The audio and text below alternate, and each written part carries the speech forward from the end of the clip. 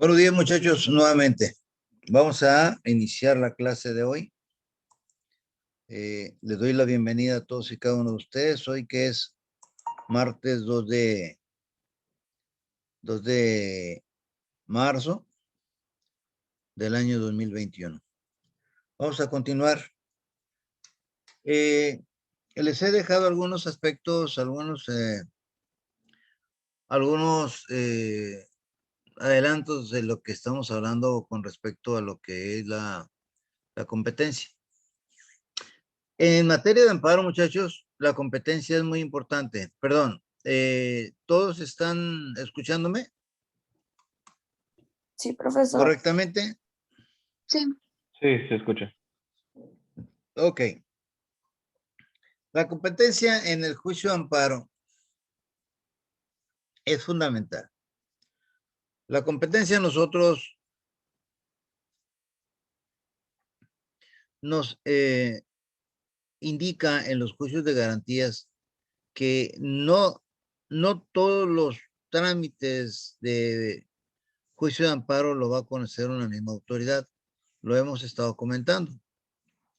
Por eso es que, como ustedes podrán percatarse en la diapositiva, en el juicio de amparo existe precisamente lo que viene siendo la división de la competencia.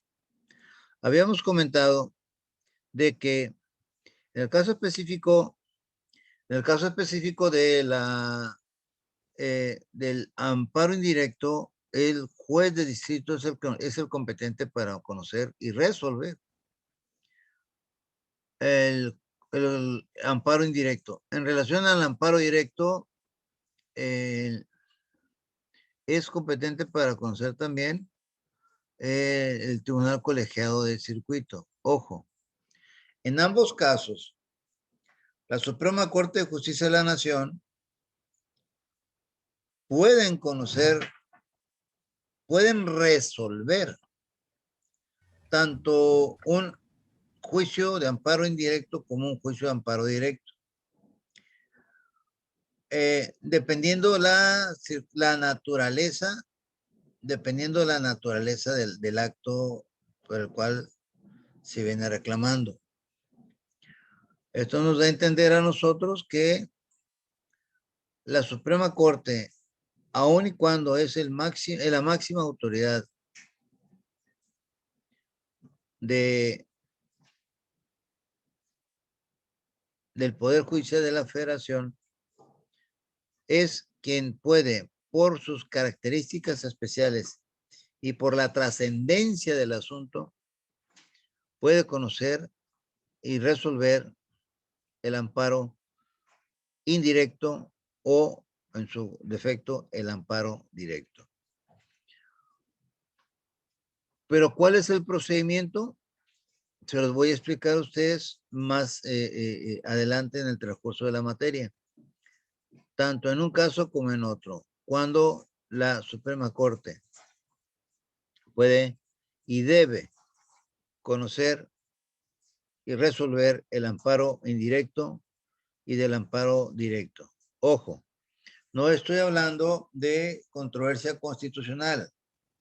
No estoy hablando de acción de inconstitucionalidad, que esos son los que se encuentran previstos en el artículo 105 de la Constitución, porque en ese caso, la Suprema Corte en pleno es cuando conoce y resuelve ese tipo de conflictos. Cuando estamos hablando de competencia, estamos hablando de una estructura orgánica. Cuando hablamos de una estructura orgánica, esto nos quiere decir a nosotros que en el caso de la Suprema Corte de Justicia de la Nación, está integrada por 11 ministros. 11 ministros, del 1 al número 11. Y está integrada el Pleno de la Suprema Corte. 11 ministros. Si estamos hablando nosotros de competencias, la Suprema Corte en pleno está dividida en dos salas. Primera sala son 5 ministros. Segunda sala, 5 ministros. Ojo en este aspecto. Ven ustedes, 5 de la primera sala y 5 de la segunda sala son 10. Pero yo les estoy diciendo a ustedes que son 11 los ministros. Vamos a suponer que el ministro número 11 no pertenece ni a la primera sala y no pertenece ni a la segunda sala.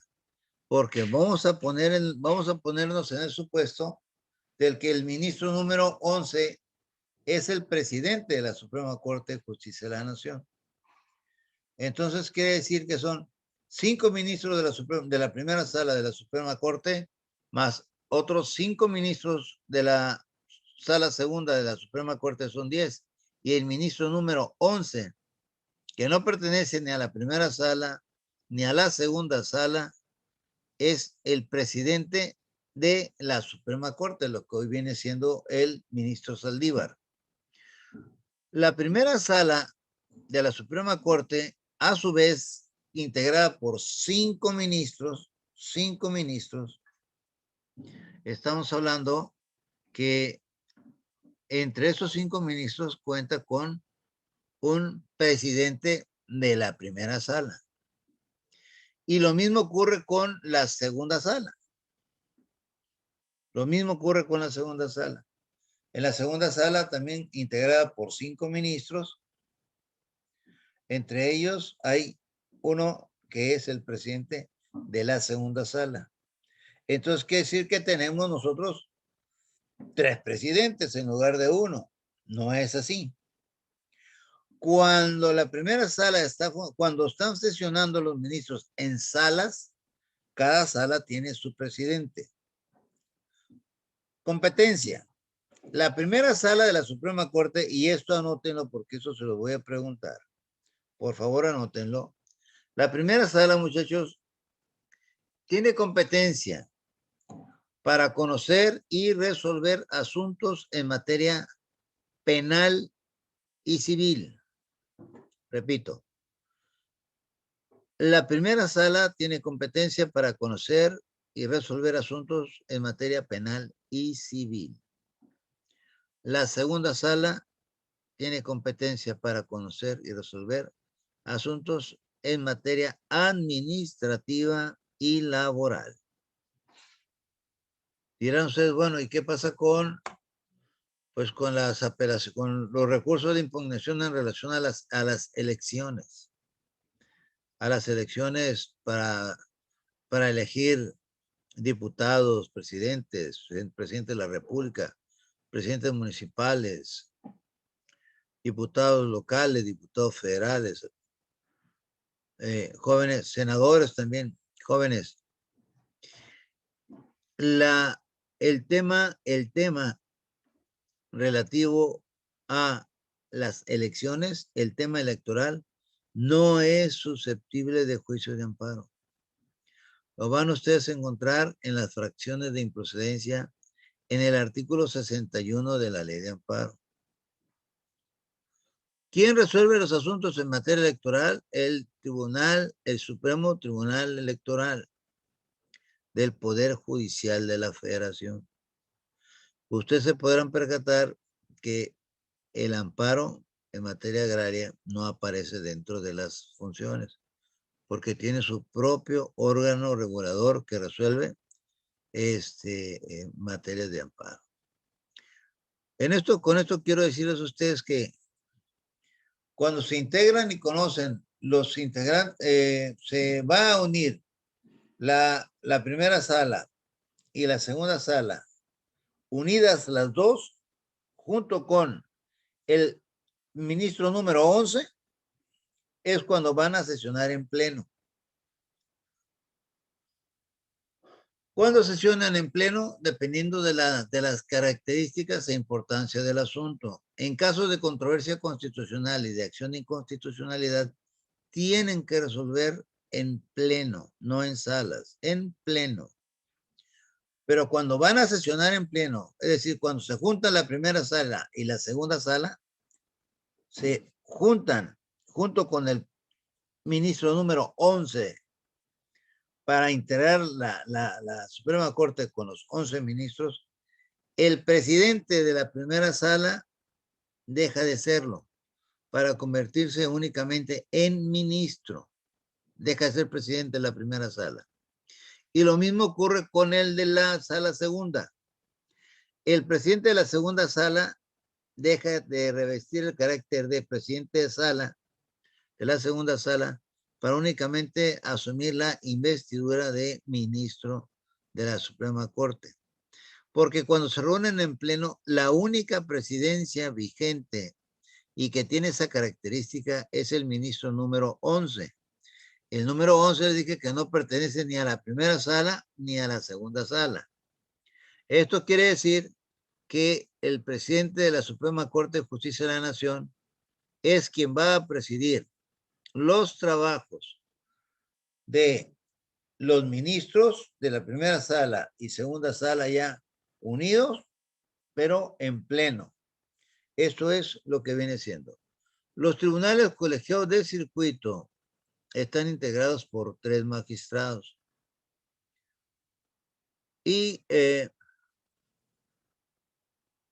los órganos auxiliares que no pertenecen al Poder Judicial de la Federación, ellos únicamente sirven para que vienen siendo los jueces de primera instancia del fuero común que no pertenecen al Poder Judicial de la Federación, son los jueces de fuero común, llámese civiles o penales, por decir algo.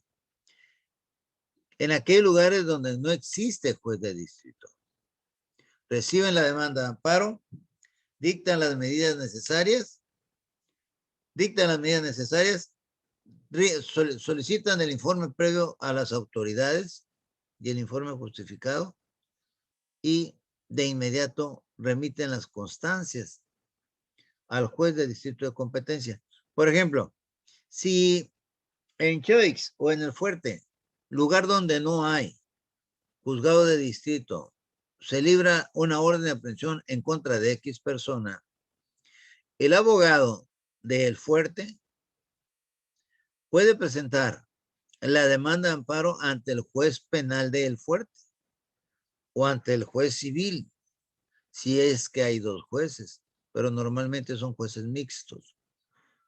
Un juez mixto en aquella parte de la ciudad de Sinaloa, por ejemplo, el juez mixto conoce tanto de asuntos civiles como penales porque son poblaciones pequeñas.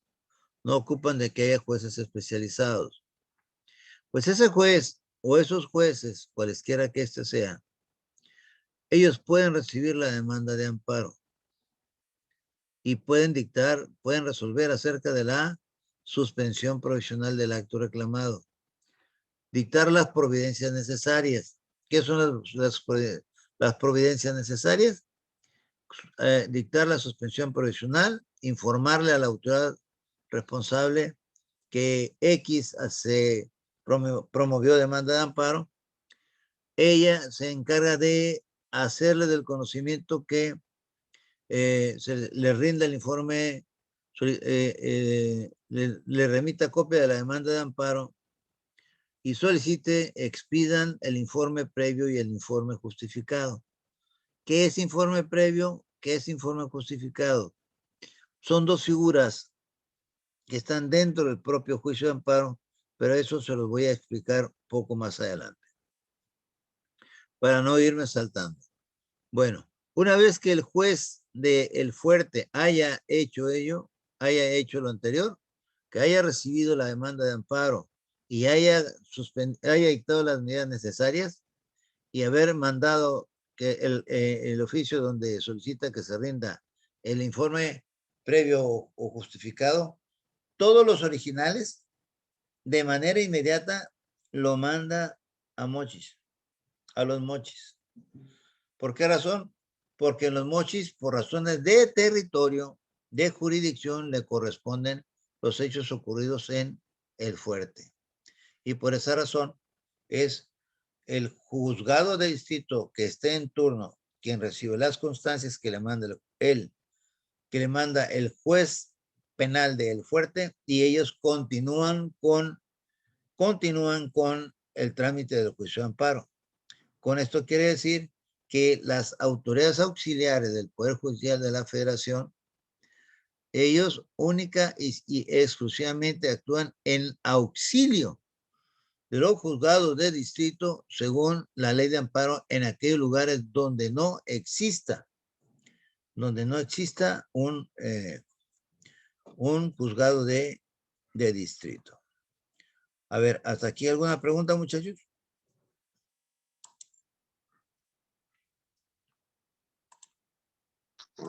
¿Podría repetirme lo de la competencia?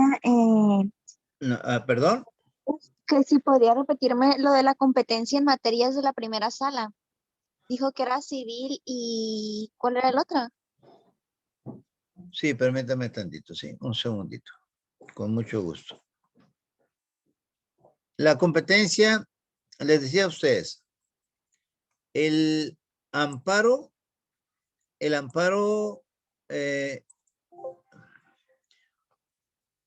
la competencia de la primera sala es para conocer y resolver asuntos en materia penal y civil.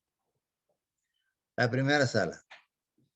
Y la competencia de la segunda sala de la Suprema Corte es para conocer y resolver asuntos en materia penal y administrativa. Perdón, rectifico. Primera sala, materias penales y civil. Segunda sala, materia administrativa y materia laboral. ¿Quién habla, Reina? Gracias. ¿Es usted, Claudia. Reina? ¿Quién habló, perdón? Ah, Claudia. ¿Alguna otra duda, muchachos, hasta aquí? Bien. Continuando entonces.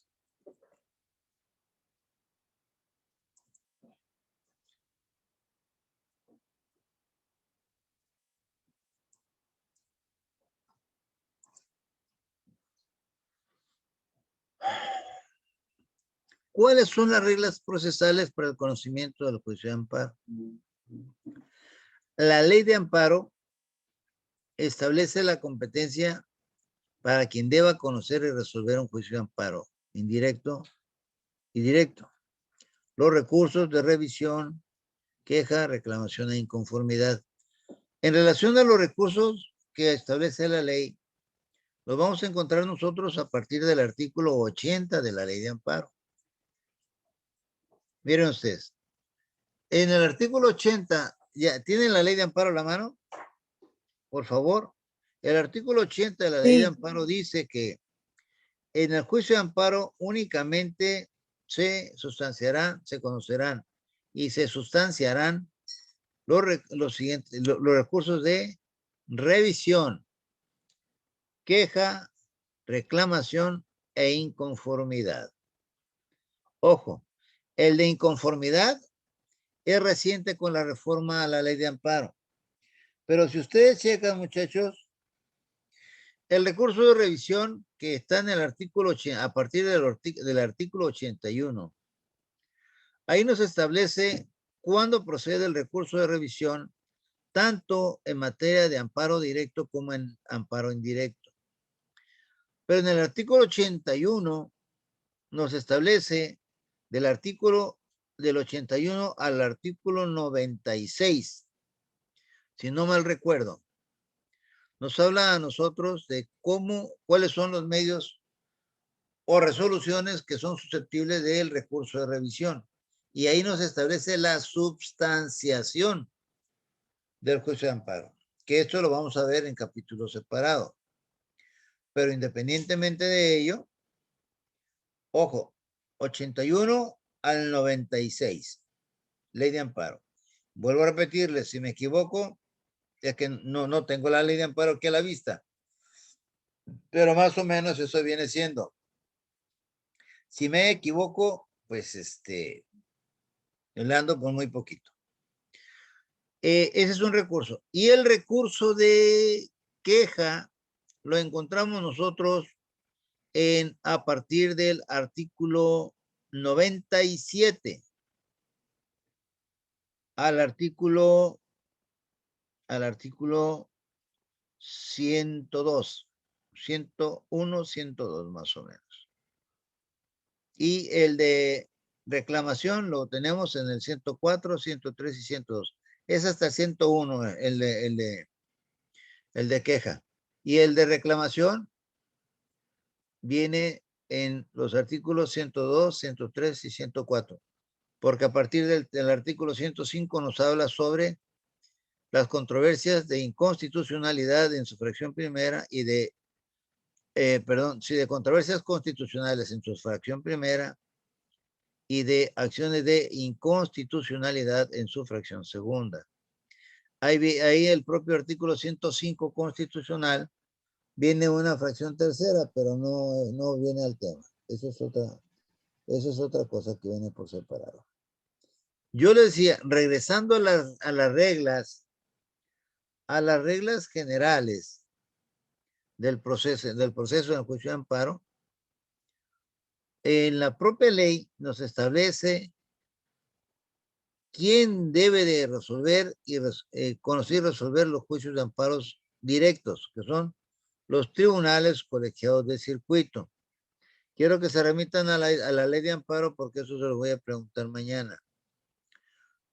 Le voy a preguntar en qué parte de la ley establece que van a conocer de los amparos directos los tribunales colegiados de circuito.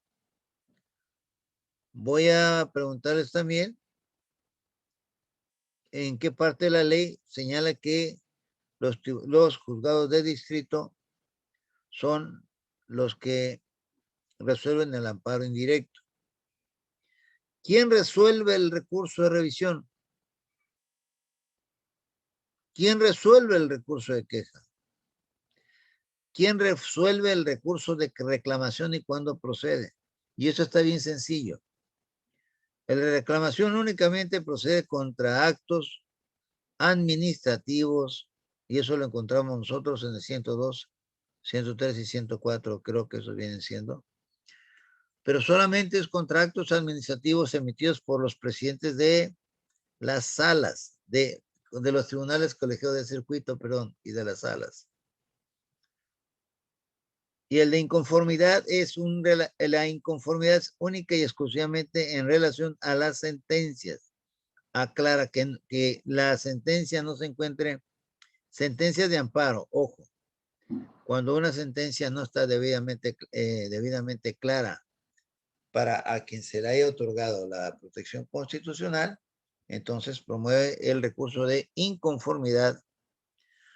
Pero como les había comentado a ustedes anteriormente, la facultad de atracción por parte de la Suprema Corte de la Nación y cuando debe esta máxima instancia resolver los juicios de amparo.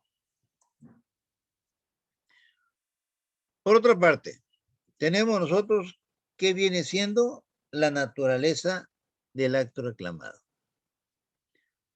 Si ustedes leen el artículo primero de la ley de amparo, y les pido por favor que se remitan a él, en la fracción 1 del artículo 1 de la ley de amparo, ahí van ustedes a encontrar la naturaleza del acto reclamado. Ahí lo tenemos nosotros.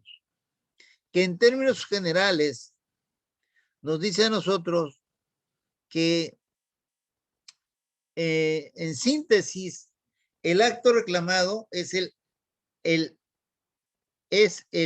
la acción u omisión de una autoridad, cualesquiera que ésta sea, cualesquiera que ésta sea, que afecte la esfera jurídica del gobernado. ¿Quién es el gobernado? Jonathan Montoya, Esmeralda Favela, Susan Pardo y todos y cada uno de nosotros que estamos aquí y todos los que están. Ojo, estoy hablando de personas físicas, pero también son susceptibles de juicio de amparo las personas morales. Nosotros ahorita que nos estamos mencionando somos personas físicas, pero también somos personas morales.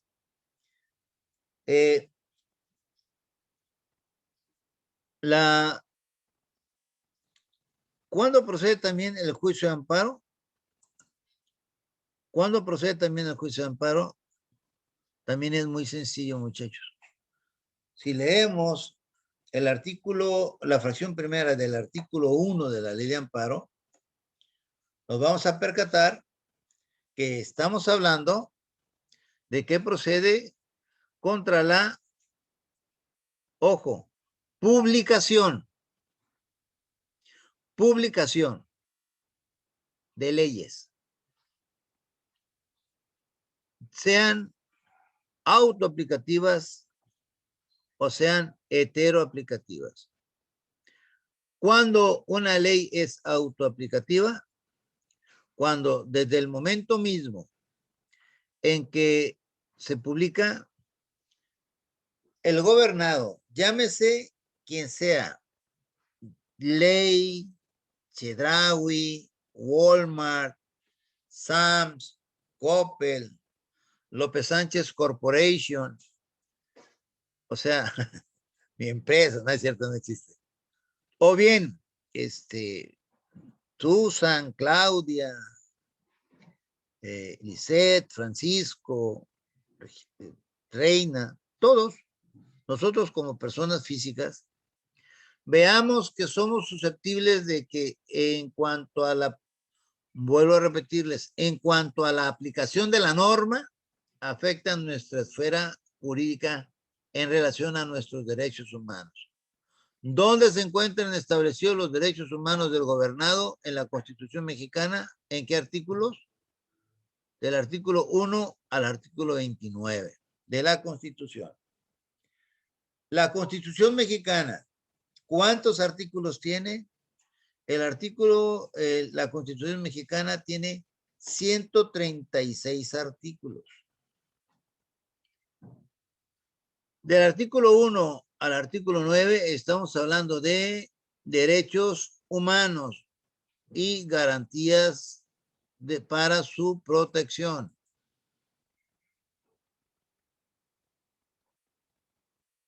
Del artículo 30 tenemos lo que viene siendo la parte orgánica. La parte orgánica. Es decir, del artículo 1 al 29 se le conoce como la parte dogmática. Dogmática, la parte garantista de la Constitución. Y a partir del artículo 30 al 136 se encuentra la parte orgánica de la Constitución. Pero yo quiero llamarles a ustedes la atención en este sentido. Si ustedes se ubican en la Constitución de México, vamos a encontrar que ahí se encuentran el capítulo relativo de los ciudadanos mexicanos. Y no solamente de los ciudadanos mexicanos, de todo aquel ciudadano que se encuentra dentro del territorio nacional. Pero ojo, especial referencia a los ciudadanos mexicanos porque nosotros, los mexicanos, sí podemos participar en política mexicana, pero nosotros no podemos, los extranjeros no pueden participar en política. Están impedidos. Están impedidos constitucionalmente porque la política únicamente puede ser utilizada y ejercida por los mexicanos. Pero quiero hacerles la aclaración. Hay países en Europa, mi querida Esmeralda Favela, que donde hay cierta forma de convenios, por llamarlo de alguna manera. ¿Por qué convenios?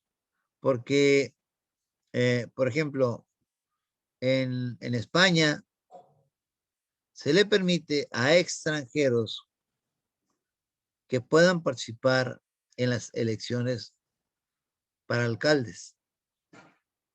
Pero ojo, únicamente eso ocurre en España con respecto a donde también los españoles puedan elegir alcalde en el país donde se encuentran radicando, fuera de España. Tiene que haber convenios entre ambos países. Si no hay acuerdos, entonces no podrá haber participación política por ninguno de ellos. Con esto quiere decir que hay lugares donde sí se pueden llevar a cabo participación política de los extranjeros. En el caso de México no está permitido. Únicamente se puede llevar a cabo actos políticos y pueden elegir a los representantes del Estado y pueden ser electos como representantes del Estado mediante elecciones populares los mexicanos, pero no todos los mexicanos, solamente aquellos que cuenten con los requisitos que la ley establece para tal efecto. Con esto quiere decir que nosotros, ojo, si no vamos a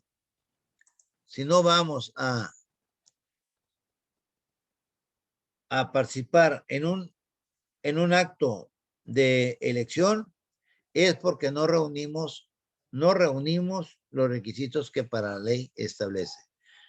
Ejemplo, una persona menor de 18 años es ciudadana por nacimiento, es ciudadana mexicana o es ciudadano mexicano, pero por razones de la edad no puede participar en las elecciones populares.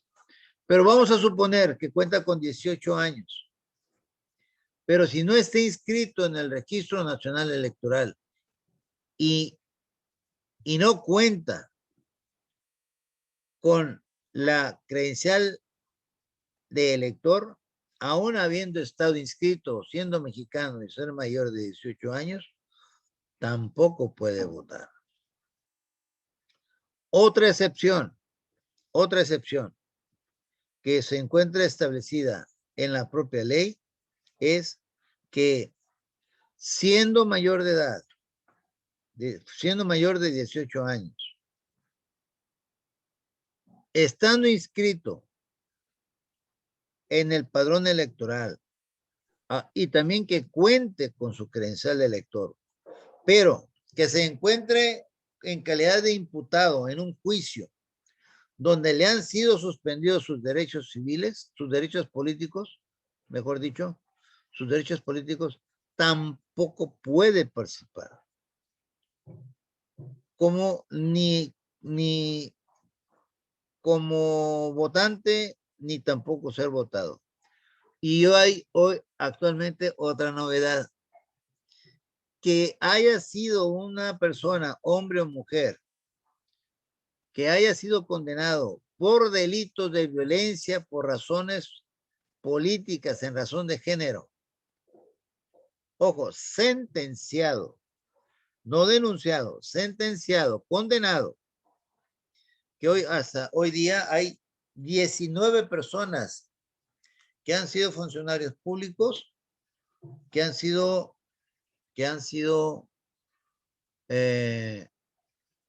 condenados por este delito y que no pueden participar en las próximas elecciones del mes de junio. Son 19 personas y son 24 los delitos, inclusive porque uno solo de ellos tiene como 5, estás condenado por 5 delitos. Y entre hombres y mujeres creo que solamente son 1 o 2 mujeres las que están condenadas por ese delito. No pueden participar en estas elecciones, sino por allá en el año 25 o 27 más o menos. Entonces, es un derecho fundamental, no es un derecho fundamental, ojo, fíjense bien, no estamos hablando de un derecho fundamental, estamos hablando de un derecho del ciudadano. ¿Y por qué no es un derecho fundamental? Porque no se encuentra dentro de los 29 primeros artículos de la Constitución. De lo que estoy platicando con ustedes, estoy hablándoles que es a partir del artículo 30 de la misma Constitución. Pero sí, estoy hablando de derechos y prerrogativas. En el artículo 31, fracción quinta de la Constitución, aparece ahí, como prerrogativa del ciudadano, dice que todo ciudadano tiene el derecho de ejercer el derecho de petición. Pero el artículo 31, fracción quinta, muchachos, nos relaciona con el artículo 8 constitucional. Ojo, el artículo 31, fracción quinta de la Constitución dice que nosotros podemos ejercer el derecho de petición en toda clase de negocios. Pero el artículo 8 constitucional, que sí está dentro del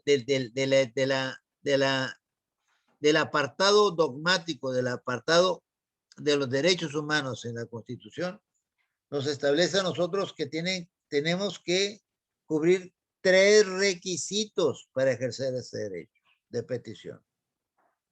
Y tiene que ser a cualquier autoridad. Primer requisito, tiene que ser por escrito. Segundo requisito, tiene que ser de manera pacífica. Y tercer requisito, debe ser de manera respetuosa. Ojo, por escrito, de manera pacífica, de manera respetuosa. Si no es así, si yo voy, Francisco López Sánchez, voy ante cualquier autoridad a ejercer mi derecho de petición, que me faculta la fracción quinta del artículo 31 constitucional como una prerrogativa del ciudadano,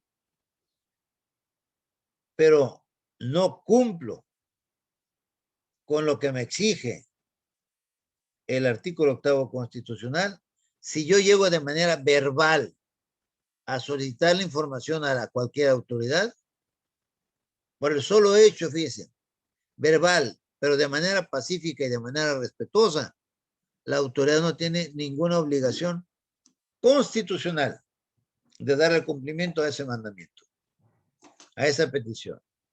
Pero si yo llego ante esa misma autoridad por escrito, pero no lo estoy haciendo de manera pacífica, o sea, le estoy haciendo un escándalo y le falto al respeto, aún habiendo hecho la petición por escrito, tampoco me va a dar respuesta.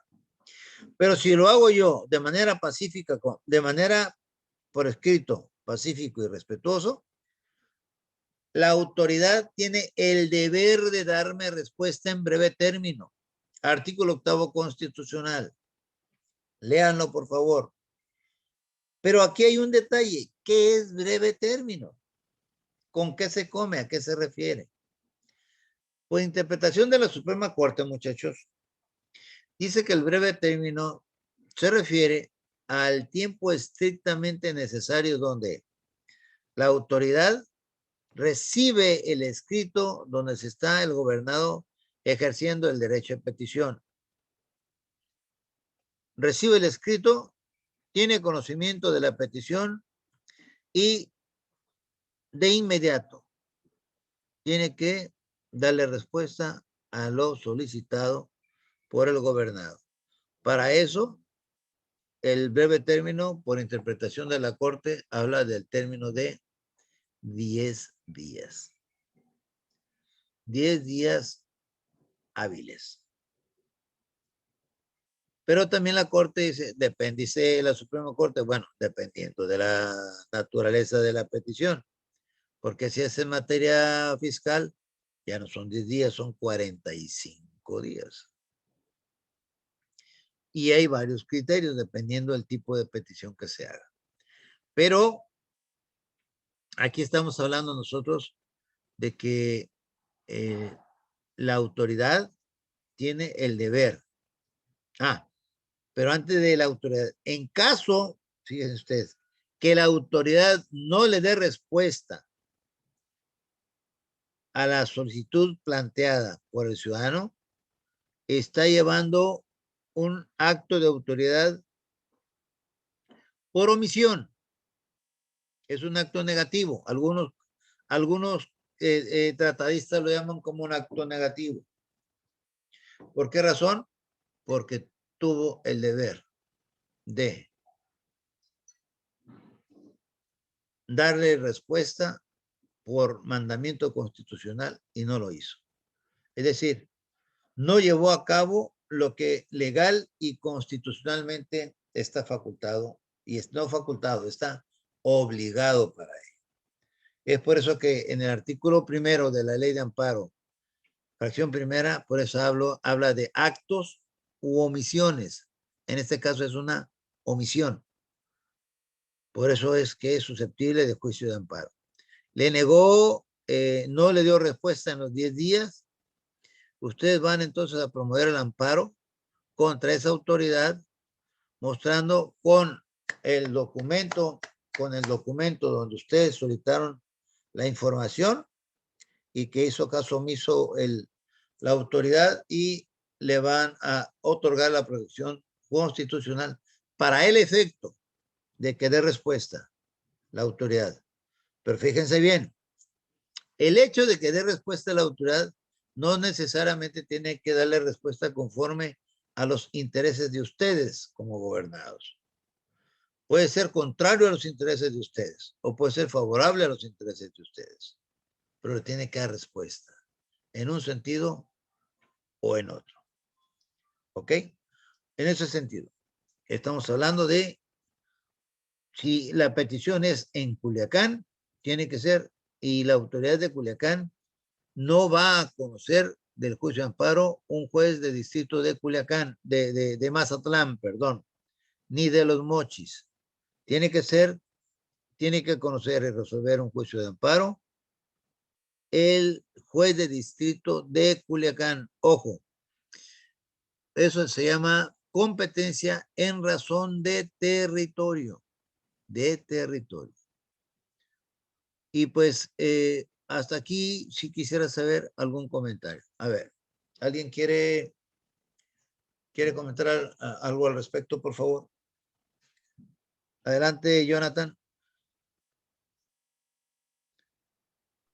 No, pues no tengo nada que comentar, sinceramente.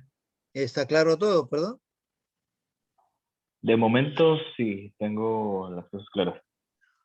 Ah, perfecto. ¿Alguien más?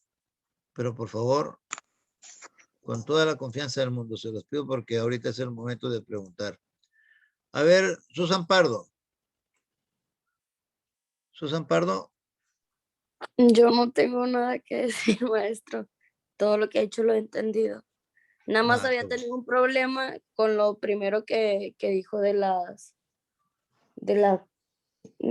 Corte 1 y de De la sala primera y la sala segunda. Sí, pero ya lo comentó, una compañera le preguntó, pero ya, de eso ya lo tengo claro. Ok, ¿y Claudia Nayeli?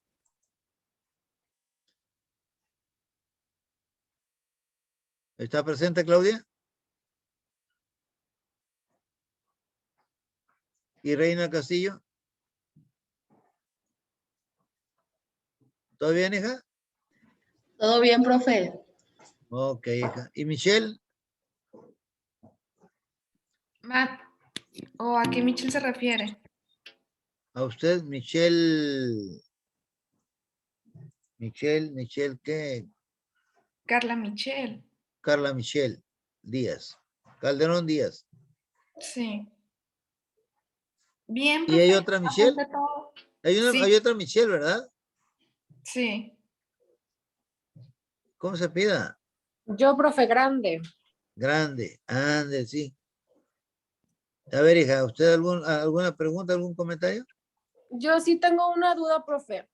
Los hija. órganos sobre donde dijo de los jueces de foro común, ¿esos cómo se llamaban? ¿Órganos exteriores o cómo? No, son autoridades auxiliares Ah, ok. del Poder Judicial de la Federación. Auxiliares. Ah, ok, Sí. eso es todo, profe. Sí. ¿Alguna otra duda, muchachos? ¿Zulema? Que las que habían mencionado ahorita, la manera correcta es escrita, pacífica y respetuosa. Así es, es en base al artículo 8 de la Constitución, mi querida alumna Zulema Mesa. El derecho de petición tiene que ser siempre por escrito. Si la petición es verbal, no, la autoridad no está obligada a darle respuesta. Ah, ok, Bueno, gracias. pues la verdad que me da mucho gusto saludarles y quiero decirles que estoy grabando la clase por si acaso en la noche quieren retomarlo. Lo subo a la página y puedan ustedes estar en condiciones de